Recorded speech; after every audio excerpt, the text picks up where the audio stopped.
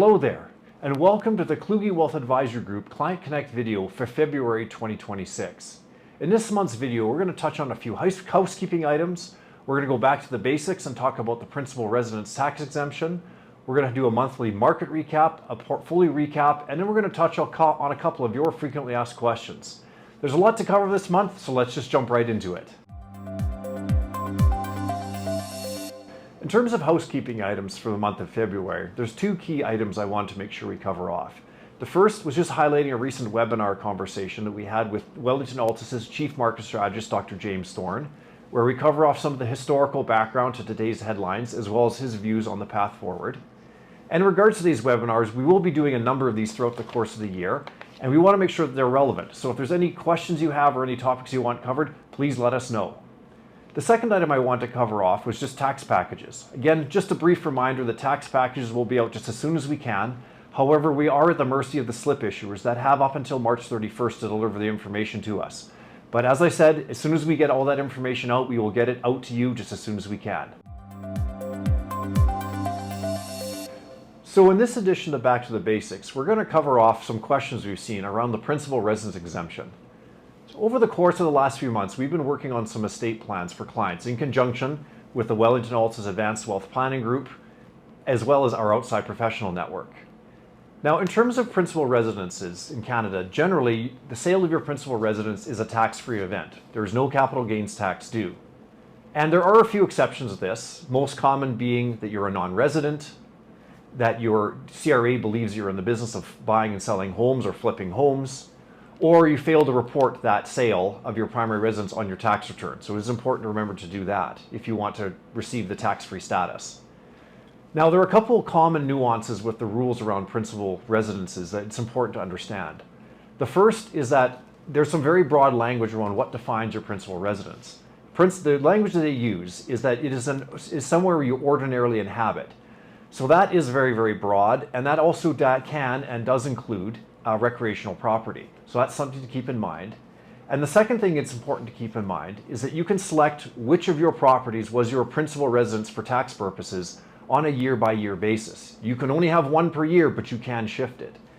So if you're to think about this, it is possible for you, or for instance your executor, to do a good job of minimizing taxes by, for instance, declaring that a recreational property was your principal residence during years in which that recreational property appreciated sharply, and then declaring that your city house was your principal residence in years where there was not much appreciation there. So it gives you an opportunity to really limit taxes, and this is a very, very useful tool in minimizing the taxes in your estate or just in your general circumstances if you're thinking of buying or selling different properties. Now, individual circumstances will vary, and there are some nuances that come into play when you're dealing with trusts or if there are, for instance, disabled children in the family. So these are all things that are important to understand. So I always want to make sure that you are relying on professional advice. So please seek out the advice of a tax professional when looking at this type of planning work. But we are here to make sure that we're helping you address some of the general questions and make sure you're aware of the lay of the land. In terms of a market update for February, most major indices were generally up for the month. However, there was a lot of action out of the surface. We did see AI disruption fears have significant impact on certain sectors such as freight logistics, information services, and software more generally. Now this, over the course of the month, led technology to underperform. However, we did see very, very strong performance out of sectors like energy, industrials, consumer staples, and utilities. So very, very interesting market action under the surface. This market action did lead North American indices to lag in general over versus international. Not surprising given that the international indices are more heavy in things like energy and industrials and consumer staples. And in terms of interest rates, which is always very important, we did see generally interest rates fall with key interest rates such as the US 10-year coming under pressure. So positive signs there in terms of interest rates falling. And in terms of commodities, everything was pretty flat, not much to report there, except with the price of gold. Gold did manage to recover somewhat from its very large drawdown that it experienced on January 30th. So there's a bit of a bounce there. And also interestingly, crude oil stayed flat over the course of the month, even with a lot of the Iran headlines. In terms of a portfolio update, it's pretty straightforward. As we're videoing here on February 26, despite all of the headlines, all of our models are positive month to date. They're helped out by being broadly diversified across many sectors, and we definitely, even though we did have some exposure to technology, which was a bit of a drag, we had a lot of exposure to well-performing sectors such as industrials, energy, and consumer staples. There was one portfolio change I did want to communicate, and that is that we did sell Amazon, which did trigger technical sell signals, and we reallocated those funds over to the State Street XLE, which is XLE is an ETF that covers off the energy sector. The energy sector has broken out of a long-term consolidation, and we know that sectors that do that generally have good performance as we look forward. So there's an old saying in portfolio management, which is the bigger the base, the higher in space. So, given that the energy sector had broken out of a 5-year trading range, we hopefully will see this continue to be a portfolio driver here going forward. Now, before we get into answering frequently asked questions in a longer format, I always like to do a couple of condensed answers in a segment we like to call Too Long Didn't Read, or TLDR. So there were 2 questions that came up over the course of the month. The first one was just around AI disruption and, has it gone too far? Is it real? The bottom line on this is I think this all comes back to something called Amara's Law, which basically states that we always overestimate what technology can disrupt in the short term and underestimate what it will build in the long term. And this means that there probably are and will be opportunities in some of these disrupted sectors, especially in software, that we need to look at. The second question we had just relates to outlook. Again, just in our client conversations, notice a lot of folks are a little bit unsettled, and there are some concerns out there, but the bottom line is that I have to be positive. When I take a look at the fundamental, technical, and quantitative indicators, they are all positive, and so I have to be positive. And that doesn't mean there can't be a 5 to 10% correction. There is one every single year, but that doesn't disrupt the longer term trend, and that looks very, very positive at this point. So in terms of touching on your frequently asked questions here, there was one question that came up quite a bit over the course of February around AI disruption and some of the concerns around that.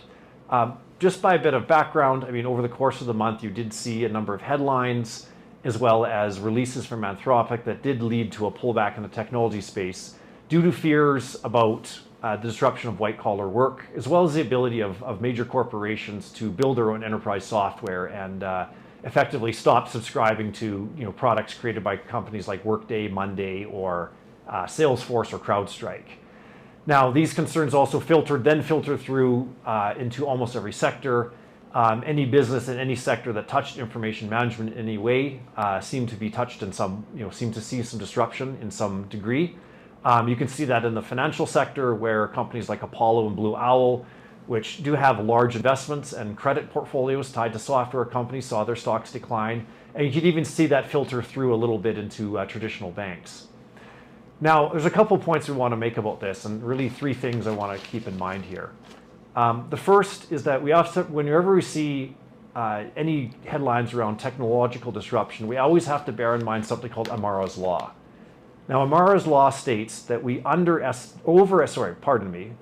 Law states that we overestimate the impact of technology in the short term, and we underestimate the impact of technology in the long term.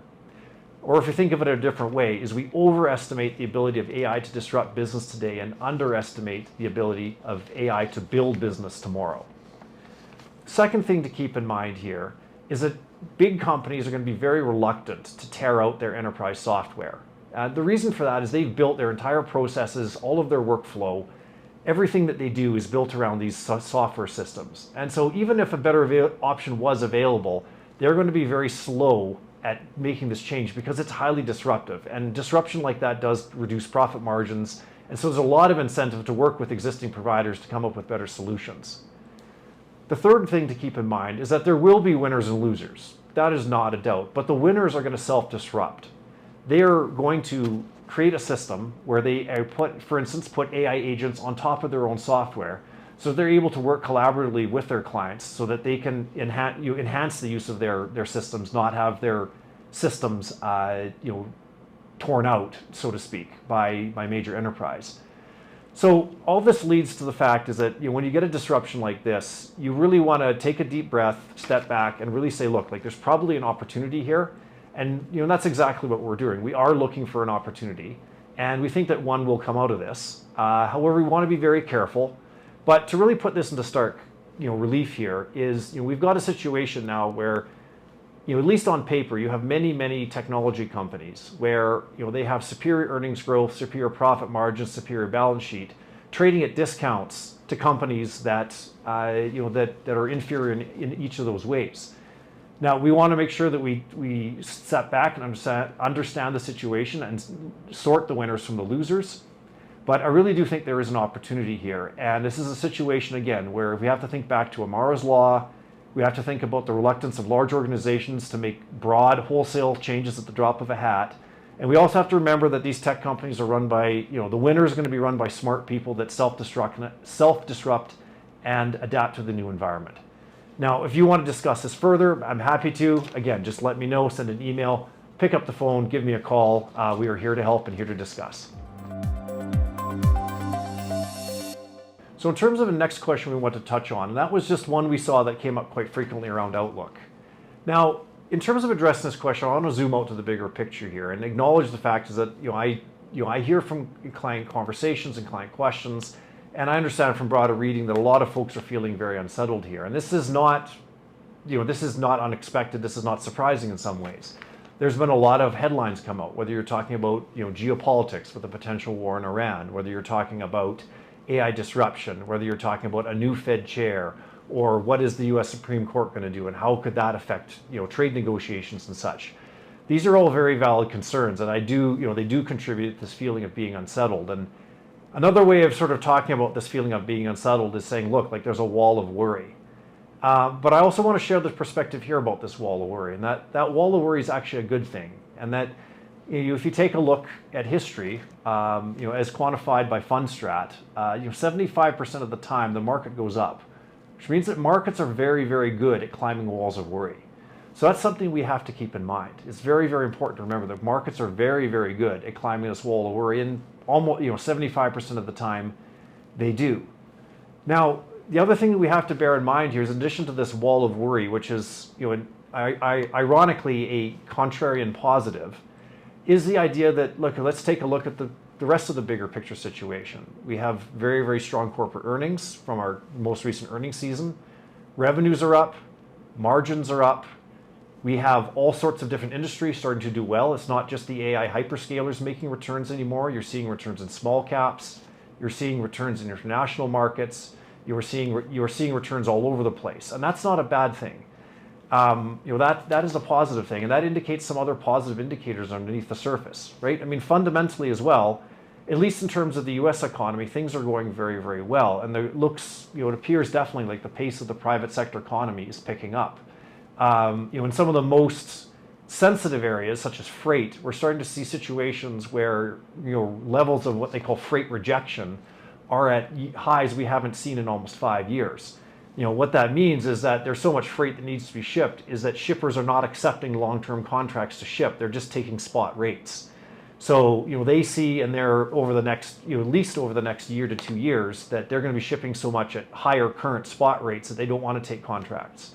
So at a very basic, what we'll call dirty industrial level, there's a lot of good things going on, at least in the U.S. economy, which does have positive implications for us here in Canada, as well as globally.